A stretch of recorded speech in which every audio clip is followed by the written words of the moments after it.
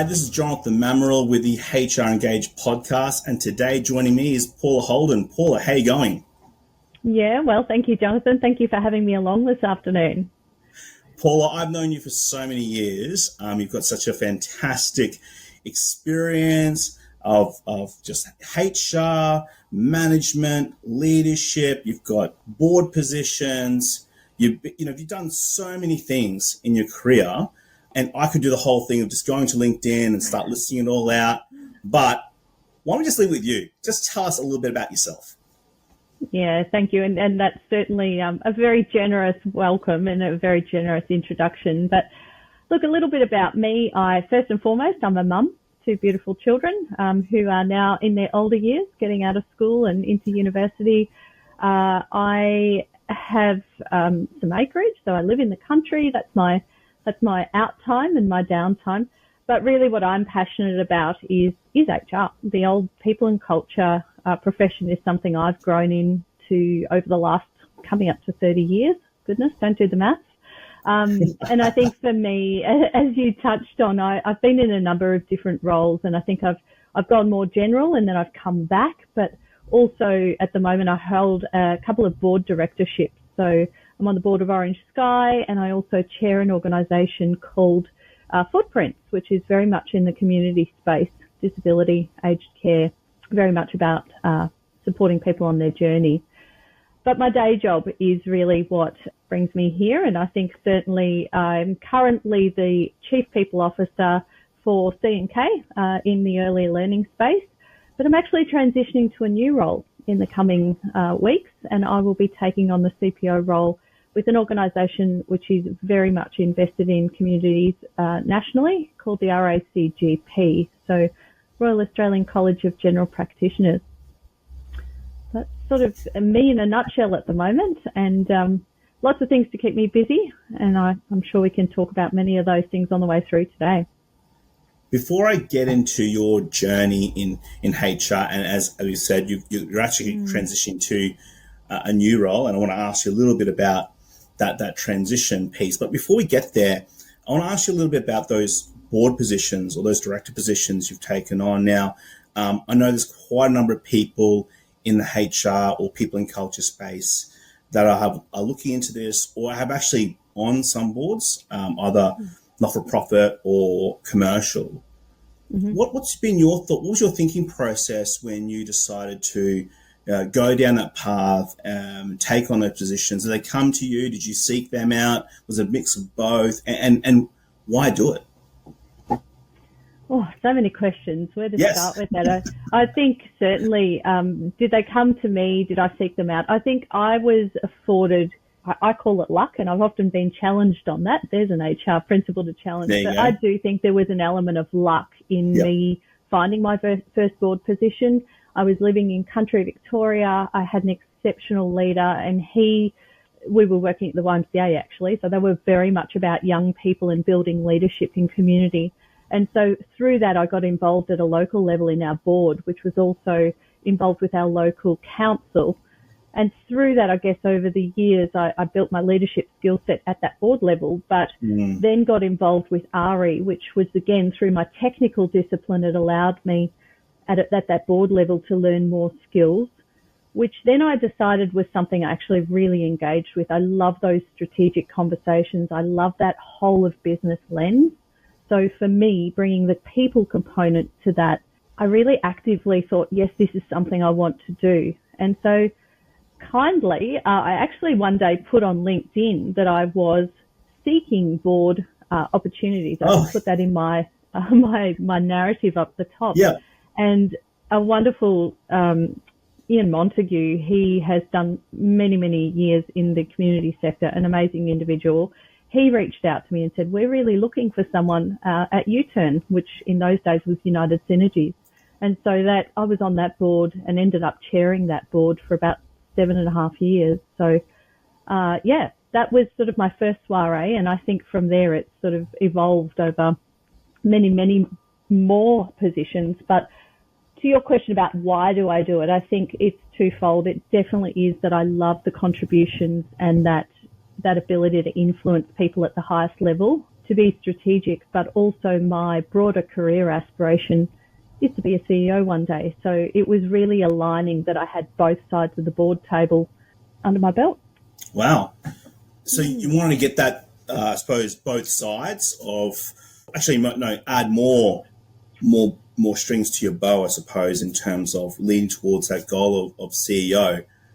So as we delve into that a bit more, I wanted to give us a bit of a rundown, because you've just got such an amazing journey in HR. So can you just give us a little rundown of your journey into human resources? Sure. Yeah, sure. Look, I talk about this a little bit because it's a funny story. So I actually left high school to be a physiotherapist. Oh, wow. And decided that I didn't want to go to Melbourne University, although I got in. I was too scared to move to the big smoke.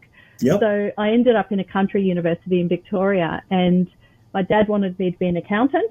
So I went in to do a Bachelor of Commerce, and I decided I wasn't an accountant's shoelace. So started taking on some more of the marketing and HR subjects, which really spiked my interest, and I really loved it. So from that, I actually married a mining engineer at the time, which when we finished university, we were due to go to Cobar. Now, many people may not have heard of Cobar, but it's almost 8 hours west of Dubbo. It's the middle of nowhere. If you drop a pin in the middle of Australia, in the middle of nowhere, you're almost in Cobar.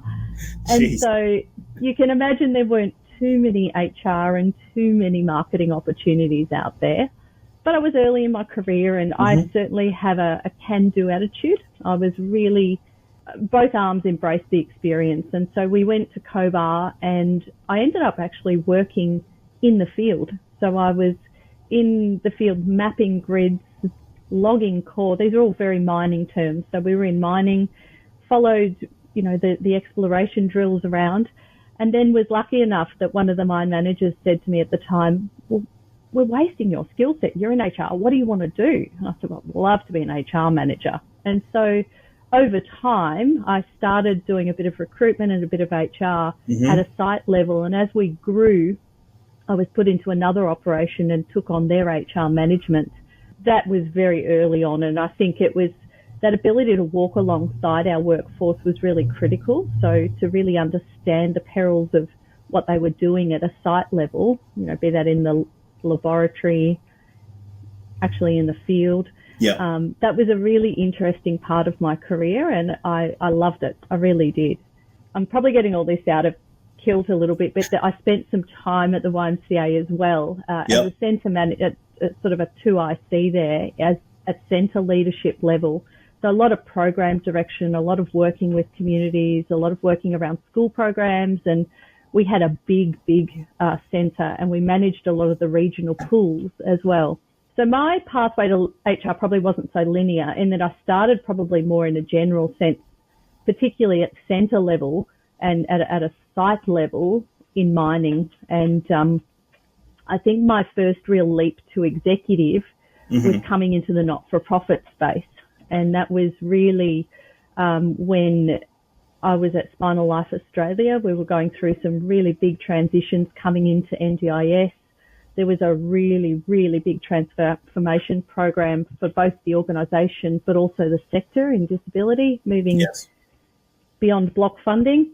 And I think that was a really critical turning point in my career, because that was my first executive role, and it really challenged me, and I've grown a lot since then, and I continue to grow every day. But I guess over the last 15, again, making these numbers up, 17 years or so, I've probably been a bit more of a not-for-profit specialist, but I think that I generally take that really commercial view of people, but bringing the purpose together with a sense of accountability and commerciality is kind of where I've landed.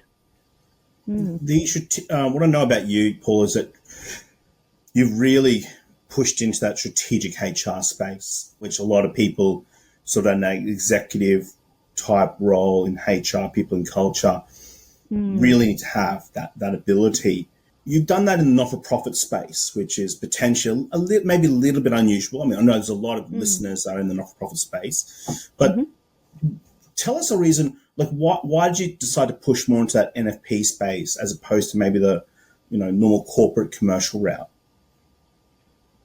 Yeah, look, it's probably a couple of reasons. I mean, I will often talk about the conflict of the two worlds. I love the mining sector and the drive and the innovation and the pace and people are highly accountable in those environments.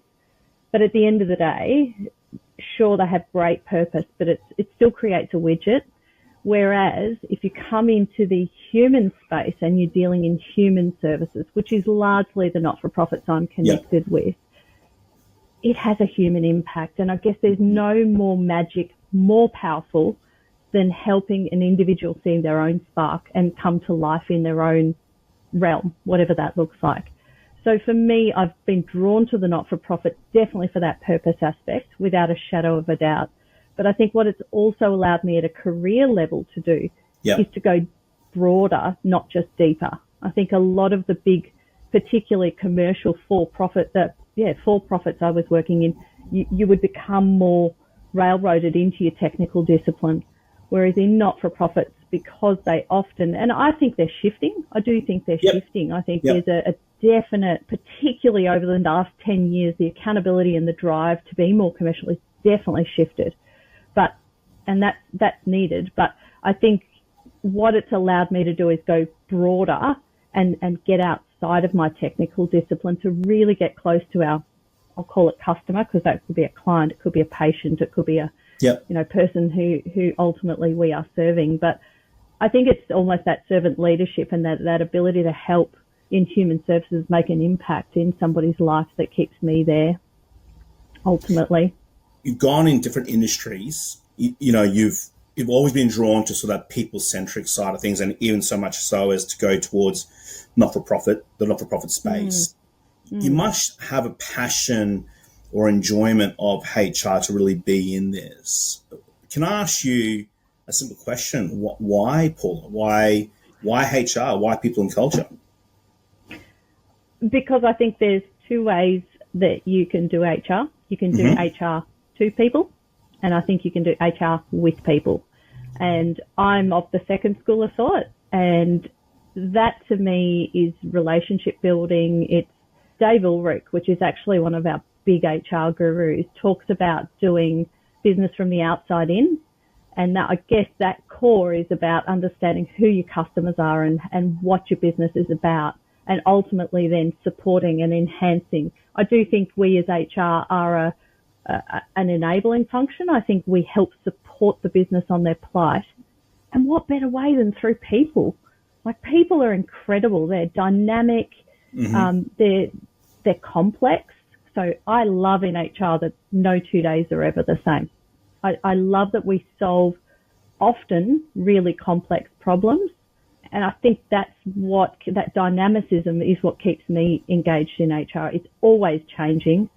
People don't ever change, but people are always interesting.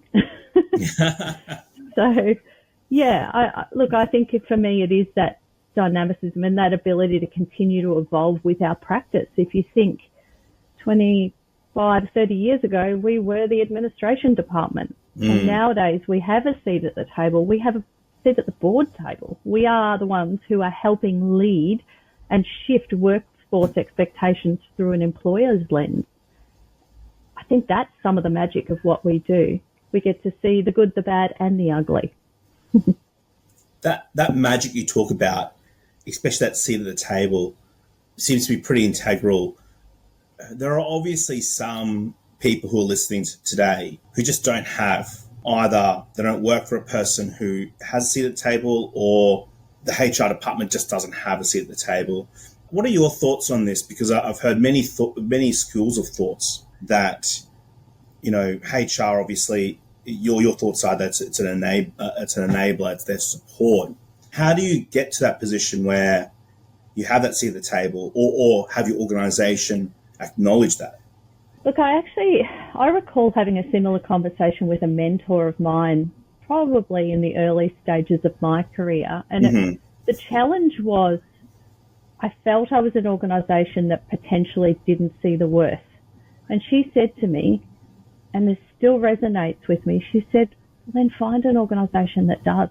If it's not where you want to be, there's a person for every organisation and there's an organisation for every person. So if it's not working for you, by all means, push and put your views forward and try and build those connectors. You know, your leader is your first follower, really. It's that old mentality. But if you're not making traction, then go find somewhere that does.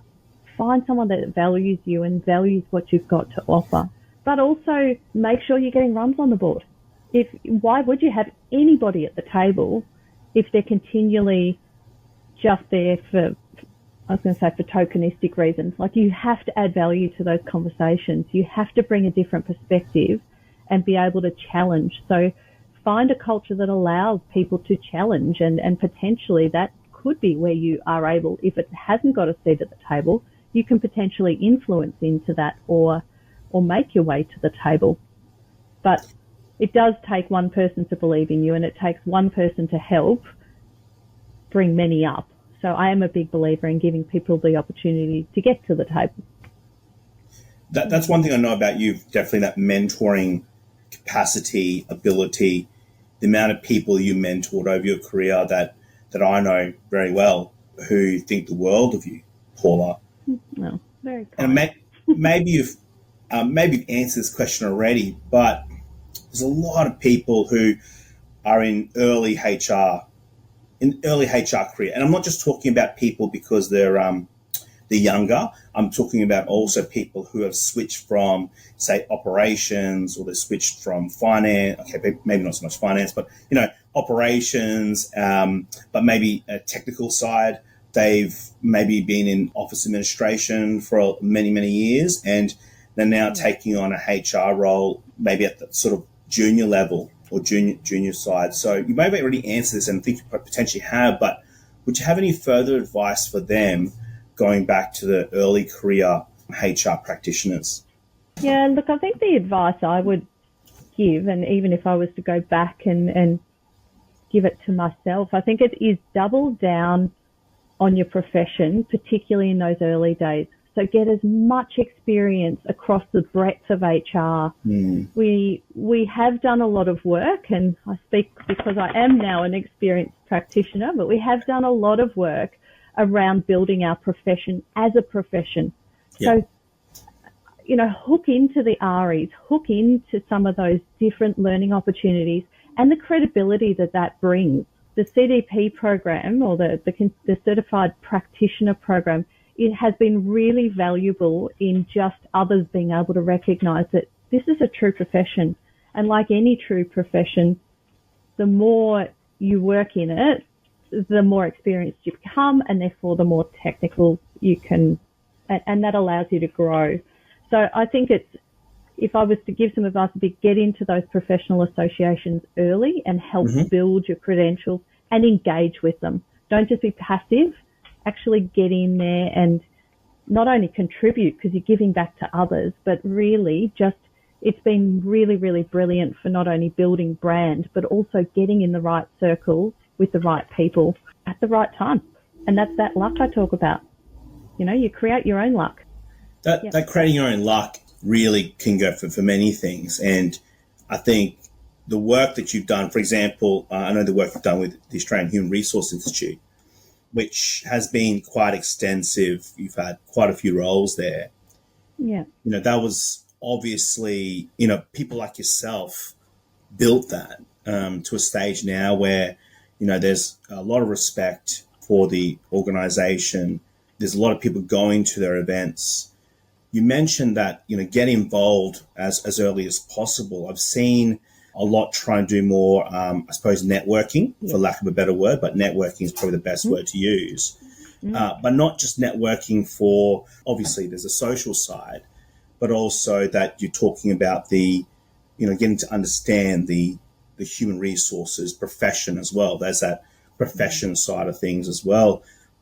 Do you think that for those early career practitioners, getting involved, for some of them might feel that's a bit difficult, just maybe some personalities like that. What type of advice would you have for them? Because I'm sure that the extroverts, not a problem. Hey, maybe that's more of a time thing. But how for those who maybe find that a bit more difficult? What advice would you have for them?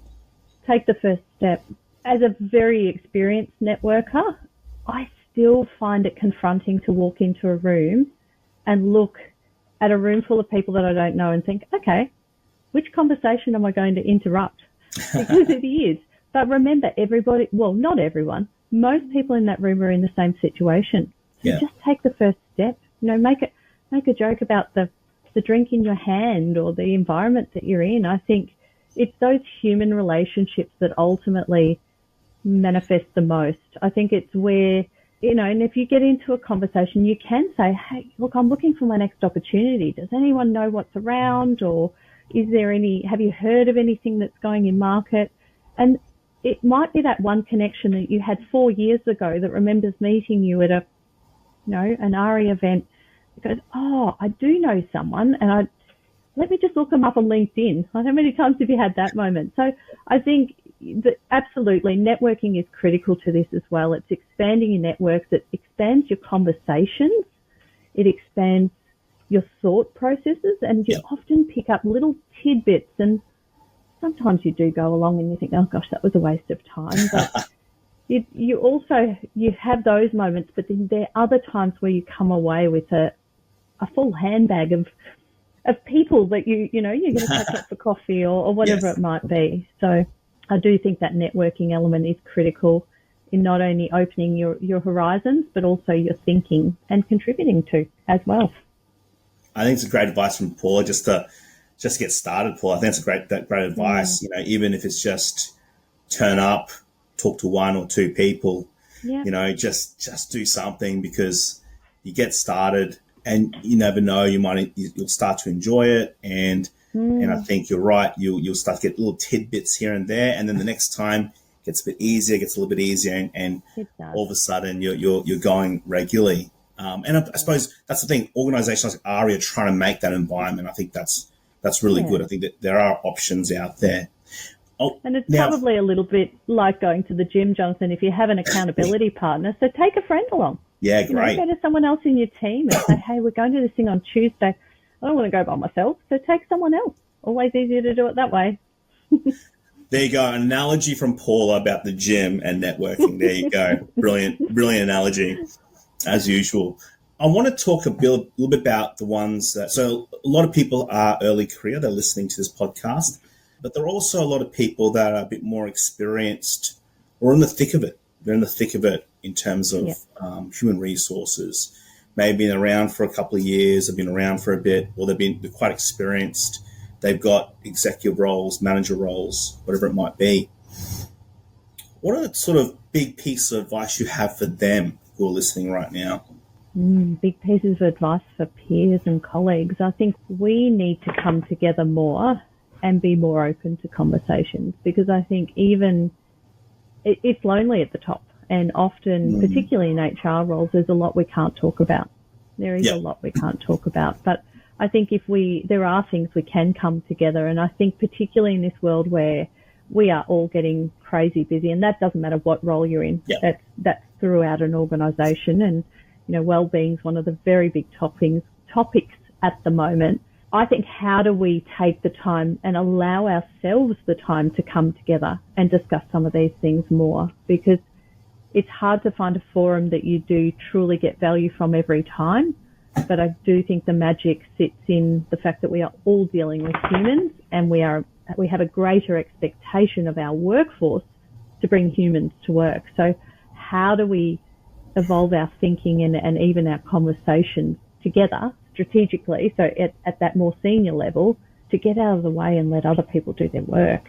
That's a good question. Really interesting. You've sort of brought up that, I suppose, that collegiate mentality for people who are maybe a bit more experienced, because maybe they're not used to that type of that group think. But in your view, you think that's going to be, one, we need to do it more often and more of it, just more. But two, you think there's great benefit in doing so, because there's that wellness element for sure, but there's also the education element, there's the helping each other element. There's so many different elements to it. Do you think there is other than the sort of obvious reasons, do you think there's other reasons why people that are more experienced in the HR realm don't want to do that? And if there is a particular obstacle, do you have any ideas on how we just overcome that? Well, if I was to speak from my own perspective, because I can't speak for other people, I think it's time. Time is an enabler. I don't know how we overcome that. Yeah. If anyone gives the silver bullet, I'm there. Yep. Less sleep, more hours in the day. I think the benefit in doing it and why we would do this is potentially if we were looking for ways to innovate. I'll never forget during my MBA, we talked about medicine had taken learnings from aerospace and from astronauts around those little capsules that people swallow to follow them through on the inside. Now that came from cross collaboration from two entirely different industries. And I think that can be sometimes why we don't come together, is that we see there could be competition or potentially things we can't talk about because we're all in competition for a similar workforce or a similar model. How can we overcome that? Well, we can talk about the innovation side. So what are the things that you're doing? Because I truly believe that, and this can be controversial, I believe that I'm never going to give away a trade secret. But even if I were to give you all of our policies and procedures, you couldn't replicate our culture. So it doesn't matter what you do with our kind of IP, and I'd never give it away. I'm not being silly about it, but you can never ever recreate a culture. So whatever sits in that organisation around those policies and procedures and kind of the way you do things, even if I share that with someone, they can't recreate our people. So I think it's drop the competitiveness and let's come to the table and talk openly about what it means to engage on equal ground. Yeah, that's probably one suggestion. You can't replicate our culture. Well, I think that's a good point, because one of the next questions I wanted to ask you is, in human resources, there are just so many things happening right now. We've got new laws, there's a focus on well-being, there's different types of politics getting involved, we've got different types of workplace evolving, we've got work from home. There's so many different avenues, recruitment, retention issues across the board. Yep. What is the biggest challenge you are facing now in human resources, and how are you tackling it? It's interesting because I'm, as I said to you, I'm just transitioning from one role to the other, and I've been engaging in some recent conversations around technology, both at a board level and at an executive level, actually, and how that shows up for our people in the workplace. Yep. I think historically what we were seeing was that our strategies were employer-led. So we would put, I'll make something up, a digital, a Microsoft package in, and people would come and use that product and we would help train them.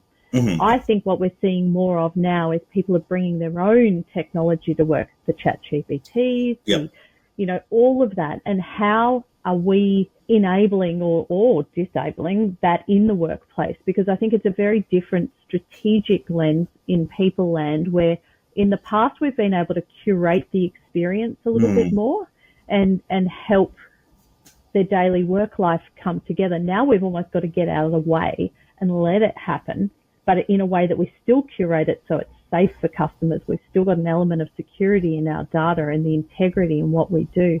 So I think I don't too much want to go down the AI tech piece, but I think it's certainly a way of the future that we can help with employee well-being. If we can take care of some of these mundane tasks that are creating workload or job stress, be it either under or, high or low expectation in role, then by all means, have at it. Let ChatGPT go its hardest. But how do we do that in a way that we curate the experience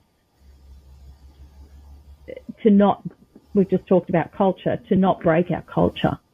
Yeah. So I do think there's a big piece in digital. What does digital mean for workforce, and how does that then support? Because I'm a big believer that our decisions moving forward need data, but how do we corral some of that data? Because a bit like tech, we've now got everything at our fingertips, but how do we use stuff on purpose and be really deliberate about it? Technology and data seems to be a recurring theme in pretty much any business right now. You've touched on it from a HR perspective in terms of people already have access to it. They're using it for whatever in their own lives. They're bringing in for work to make the life easier, but also how do you balance that or create that in terms of not making sure that the product or service doesn't get tainted or, standards don't drop and performance doesn't drop, all those types of things that need to be taken to account. It's a big challenge that I think loads of organizations are trying to deal with, and to be honest, are still struggling with, right? There's a struggle, and I don't think anyone's really got an amazing answer for that. No. Putting your HR cap on, and then I want to ask you from a board sort of role as well, but putting your HR cap on, technology potentially could also enhance what we do in HR. Yeah, it can. What do you see could be some of the challenges with that, or the nuanced challenges for HR practitioners in regards to that technology, other than what you talked about, that sort of data, the philosophy of it, the actual specific challenges do you foresee? Look, we've been talking, not doing, but talking about how this could be the and rather than the but. So how do we help leaders use AI in potentially performance conversations? So almost running through scenarios. And so again, where this can go wrong is potentially that people think AI, it's only as good as what you put in. Yep. So at the moment, if you're putting rubbish in, you're going to get rubbish out. And I think that's the risk, is that people don't realize that it still has to be culturally appropriate. Like, I might go to AI and say, write me a performance script for managing a disciplinary conversation. Yeah. And it just comes back with a boom, boom, boom, step 1, 2, 3, 4, 5. I then go into that conversation, let's say with you. You've been a very naughty boy, Jonathan. Yep. I sit in front of you and I just read through this script. Now, a couple of things wrong with that. It loses the human element. B, it may not be culturally appropriate, either whether that be organisationally or for the person, or there's so many things that can go wrong if you ignore the human relationship piece. So I don't see technology being the answer to everything, but I do think it allows us to expand our skill set, either as leaders or as business practitioners. And certainly there's just it just takes care of some of the admin. There's definitely that side of it. Yeah. So I think the risk is very much we can't just set and forget. You still have to test. You are the human, and you still need to play that back through the lens that you know to be true in the relationship. I want to ask the same question, but I want you to take off your HR hat and put on your sort of board position director hat. Does your answer change, or just does your answer, is it more nuanced, a bit more change in its nuance, its focus, maybe? I haven't really thought about AI in a board sense, but we have, but very much from the risk element. Through what does it mean through cyber? What is it going to expose us to? But I think what it's going to help us from a board perspective is with workforce. So a friend of mine actually generated a website. They created all the code and everything through ChatGPT. So we are currently in the early education space really struggling for early educators. So how would we redirect potentially some of those skill sets across to here? So from a board perspective, I guess there's opportunity in that. If we can redirect the organisation to invest in, to take care of some of that more compliance pieces, how could we then, particularly in human services, reflect on the human element and lean into those relationships more through the other half of our workforce, the non-tech side of our workforce? It's a good question. I don't have an answer. Yeah, I mean, I just thought you have that both sides. That's a really good question. It's good to hear that there is going to be this natural tension, but there is potentially ways to look at it. but they are big challenges that we're going to face. And it's good to hear that you've got some thoughts on that. I want to change it a little bit now and go into maybe some of the things that you would talk more generally about human resources. Now, is there one thing about human resource that people might disagree with you about that you want to say? This is an interesting conversation. I think one that's very topical right now, and it's, we're still talking about it 2 years out of COVID, is hybrid or flexible working arrangements. And, right. It's still a narrative, and I almost can't believe it's still a narrative, but we've got a lot of organisations that are divided on this. Some people are wanting to come all in. Some people are wanting all out. I really, and it sounds like I'm sitting on the fence with this, but I do think there's room for both. But it's very contextual around the organisation. If you have a client-facing role, that's often really challenging. But I still think there's opportunity to look at flexible work options, whatever that might be. Yeah. Some of the Unilevers and some of the big players are doing some really incredible things in this space. But it is quite divisive. If this conversation comes up in any forum, not only just in HR spaces, return to office, not return to office. Yeah, it's quandary. It's a controversial one. Sorry, not controversial. I think there's a lot of discussion about it. Sorry. So I think we've gone past the point of the ability to do it. I think that's done because I think most organizations can do work from home or have flexible work arrangements if they want to. So there's the ability. I think previously maybe prior to COVID there was some problems. There was, whether it's logistical, technical, IT, whatever it was. But I think that's most organizations I think have been able to adapt. In some parts, because there are some organisations that can't work from home. For example, at the moment, kindergarten teachers. Yes. Oh, yeah. Kindergarten teachers. There's definitely areas of some organisations that just can't, right? So you're right, kindergarten teachers. But let's say the administration side of things at C&K, for example, there's an ability to do so. So even though there is, schools, another one, manufacturing plants are another one where the guys on the floor have to be there. Inability, but the managers and administration have the ability to do so. So then I suppose the question now comes down to, should we do it? Now, obviously you've got the flexible working arrangements under the Act. You've got awards that have these provisions in place.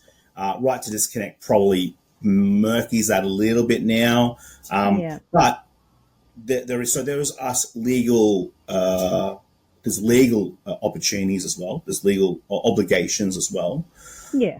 But there's still this great debate, isn't there, about, and really it's coming down to this key point. Well, I maybe disagree. Is a key point productivity, or is a key point, I don't know, philosophy or rationale or ideals about the workplace, or is it a bit of both? Well, I think it is a bit of both. I think the other thing to throw in there is the generational expectations. Yeah. That sit around this, and we, McCrindle does a lot of work in that generational shift, and he talks a lot about how the younger generation, it makes me sound like I'm, trying to put a divide between, but certainly people, Gen Xers and Gen Z coming through have very different expectations of workforce to what people that were working 20 years ago. And so you've still got, this is probably the hardest time that we'll ever live in the workforce, in that we've got 4 generations sitting across any service delivery. And so therefore the expectations, if you look at it through that lens, are quite different and can be quite divided. But I agree with you. I think, we've now got this, it's beyond, it's can we, it's now should we.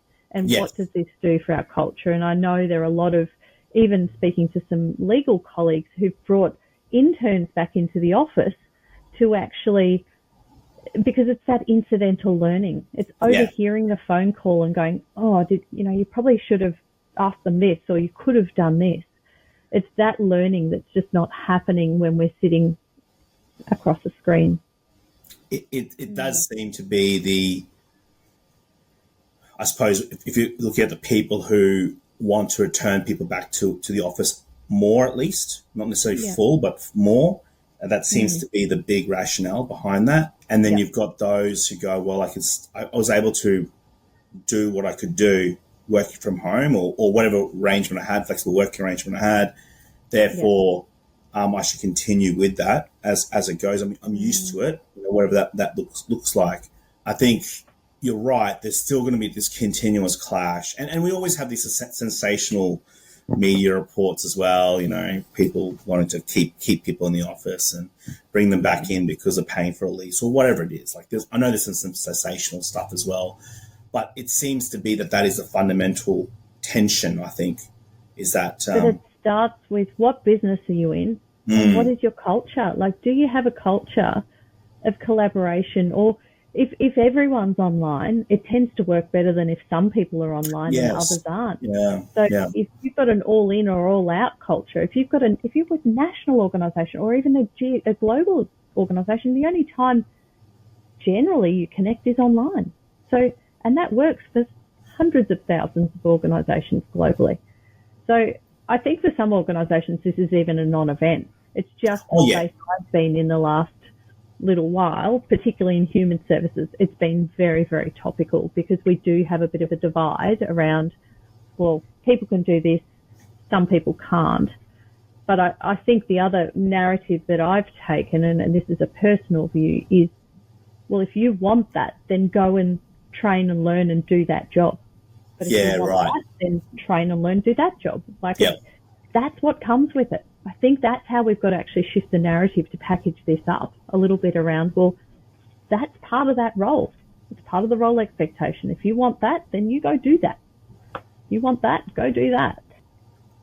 I think you definitely hit a controversial nerve. I suspect there'll be a lot of people nodding their heads going, yes, absolutely. If you're listening to your cars, I that feeling. And there's be definitely some people at home going, no way, what she's saying is absolute garbage. But that's the thing, it's great to have people who are just willing to come on this podcast and say, hey, this is something a little bit different that everyone's saying, a little bit of nuance to it, and people are saying different things. And I think that's a really interesting take on what is to be honest, it's a topic that still has a long way to go in terms of getting solved. I think there's a lot to go.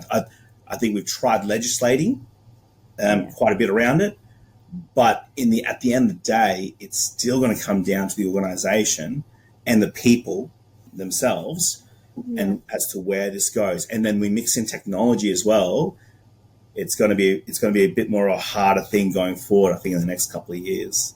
Yeah, it's systems thinking at its best. You've got humans in organisations, and they're all little complex systems in their own. So it's definitely a very complex problem to solve. Well, I want to switch tack a bit now. So tradition on the HR Engaged podcast is we have what we call the rapid fire questions. So I'm just going to ask you a couple of questions. Sure. You just say the first thing comes to your mind. All right? Okay. All right. Are you ready? Fire. All right. What is your favourite movie, Paula? Top Gun. Ooh, the original? Oh, I could go either way. The second one was pretty close. Controversial. Yeah. Okay. So, original or not the remake? It's a sequel, right? It was a sequel. Sequel. Mm-hmm. Okay. So, Top Gun. Let's keep it general. So, Top Gun. Why? Is there a reason why? Oh, I think it's the aircraft element. I love speed. I love things fast, and what better way than in an aeroplane, right? That'd be great. Pretty fast. I'm pretty sure it's pretty fast. Yes. Yeah. Favorite holiday destination? For me, this was anything where I could explore a new culture. So I love going to different places. I love going into Europe and the history and just that really deep-seated, again, human element. I love people and I love understanding why. You don't always get to that, but just understanding and seeing what people have done. People are incredible. Yeah. People are amazing at what they can create and think and be. It's incredible to see. I mean, what's the last place in Europe you went to that you saw that? We were in the UK, we went to London, and then we went out to Bath, and I hadn't Oh, been to yes. Bath. And on the way to Bath, you see Stonehenge. Yes, yes. I think just the history and the first king's coronation and just some of the amazing buildings in Bath. It was just phenomenal. The architecture, the feats of engineering. I mean, even take Stonehenge, we don't even really know really yet. With all our modern technology, really what it was designed for. We have our theories, and some may or may not be true, but we still don't quite know yet the feats of engineering to get something like that erected. It's a phenomenal, right? It's incredible. So, yeah. They wouldn't have had a crane to move those stones around, no. So... It's amazing just to see, and Bath is amazing just as well. Like just those, the Roman stuff is just incredible. Just beautiful place. Yeah, beautiful. Apart from your family and friends, who has inspired you the most? I spoke a little bit about Dave Ulrich. He's a bit of a guru, but I think and this is a no-name person, but there was somebody, actually, when I was at Spinal in my first executive role, and I met a lady called Simone Carroll. Now, I don't think Simone would even recall me, but at the time, it was through Ari. She and I connected. She was at the time the Chief People Officer or Executive for REA, so the realestate.com. They were just realestate.com in those days. And I think what really impressed me about Simone, she's at Alinta Energy now. I still stalk her on LinkedIn all the time. Hi, Simone. So if you're listening, Simone, there you go. She has an incredible innate way of putting the customer in the center. So that CXEX is something that just I live by it. I think it's the way, again, outside in. Who is your customer? Who's your organization? How do we best help serve that? And I think Simone took that ethos in her stride. It was just something she really spoke about. And at REA, she used to talk about what they were doing there in their people practices a good 15 years ago, or whatever that might have been. But just a really impressive lady, and certainly a really great strategic thinker. And I've always just followed her, and she's amazing. Fantastic. And Simone, by the way, if you're listening, come on the podcast. Come on the podcast. What is the thing you do outside of work, Paula, that you're passionate about or keeps you going? I'm smiling very big, Jonathan, because we made an analogy about the gym earlier. Well, yes. In my spare time, I'm up at 4:30 every morning because I teach a 5:30 a.m. class every morning of the week. Wow. I'm a group fitness instructor in my spare time, and I love it. So I'm a personal trainer and a group fitness instructor, but really my more recent years, because I am so busy, is teaching Les Mills programs. So I've got about 8 of those under my belt. Jeez. Wow. And can I ask, why do you do this? I love torturing myself. It is the endorphins, the way you feel afterwards. Honestly, that first 5 minutes in the morning is get up, put your clothes on, don't think about it. Before I know it, I'm in the car, I'm on my way to the gym with a coffee in my hand. And by the time I arrive there, I'm still probably half asleep. But by the time I leave at 6:30, I'm on my way, and it really frames your day in a very positive way. And that's gets awesome. the endorphins flowing. Now, other than being a class instructor, tell us something about yourself that people don't know about you. I am very good at hunting 4-leaf clovers. Right. And, yes, everyone needs a bit of extra luck in their day, and I think there's a quirky fact that you didn't know about me. I can hunt 4-leaf clovers. That was completely unexpected, and you can absolutely tell that was not scripted at all. If you could recommend a book, movie, TV show, or podcast to listeners, what would it be and why? Other than yours? Probably. Other podcasts, yeah. There is a podcast that I'm listening to at the moment, and I actually fangirl him a little bit as well. His name's Ben Hamer. Ben is an incredible thinker, and what I love, his podcast is called Think a Tank. They're about 8 minute podcast snippets, and he talks about, he sort of started down the future of work, but he's gone way broader than that now. He talks about, lab-grown meats, and he's talking about sustainability things, and he's talking about the future of energy, and you should have a look at it. It's a great podcast, and his kind of catchline is that he'll make you the most interesting person at the dinner party. So from a networking perspective, this stuff's really cool because he talks about the Ozempic epidemic. He talks about all sorts of things. So have a listen. Ben Hamer, Think a Tank. So Ben Hamer, podcast. And what was the podcast? Think a Tank. Think a Tank. Think a Tank. Yeah, great. That's a great suggestion. Thank you so much. Now, just to finish off, Paula, is there a quote or a moment of inspiration you would like to leave us with? I think I talked about it before, and I really live by this ethos. I think it's the journey of 1,000 miles starts with the first step. So take the first step. I think it is don't fear the unknown because you don't know what's at the end of that journey. So just take the first step. It's been a really interesting conversation today, Paula. I think, your views on that, the work from home side of things, and how really that's a nuanced piece that we still have to deal with, but taking a more people-centric position on that.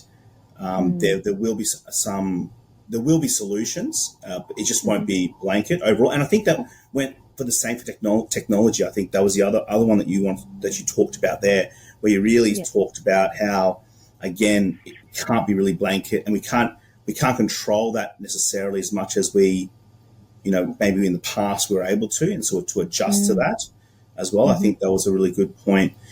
I think you had some really good discussions about your HR journey and how you started very differently in terms of going down more the commerce accounting part, and you moved differently, but you also had a really good couple of people in that career that really pushed you onwards and supported you, but also you did relay to people that, hey, really HR should have a seat at the table and really get to a organization that has, and I think that was a really good one to step into. And talking about steps, that moment of inspiration, take that first step. And we were talking generally about networking, but I think in terms of career progression, career path in HR and human resources, take that first step seems to be a really good mantra to live by. Thank you so much, Paul, for coming onto the HR Engage podcast. It was an absolute pleasure. My pleasure. Thank you for having me, Jonathan. I'm Jonathan Mamaril. This is the HR Engage podcast. We've just had Paula Holden on. Speak to you soon.